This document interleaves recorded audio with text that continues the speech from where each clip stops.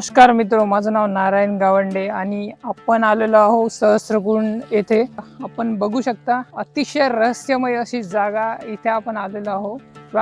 प्राचीन दंतकथेत असं म्हणलेलं आहे की हा कुंड कधीच आटत नाही आहे आणि ते असं आज खरं ठरलेलं आहे. आपण इथं पाहू शकता हे पाणी इथे आटलेलं नाही आहे.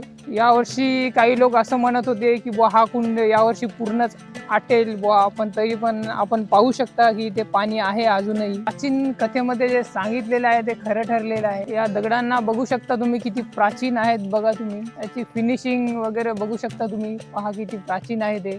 पाणी पूर्णतः हिरवंगार झालेलं आहे, पण इथे आटलेलं नाही आहे पाणी. पाणी आहे आणखी.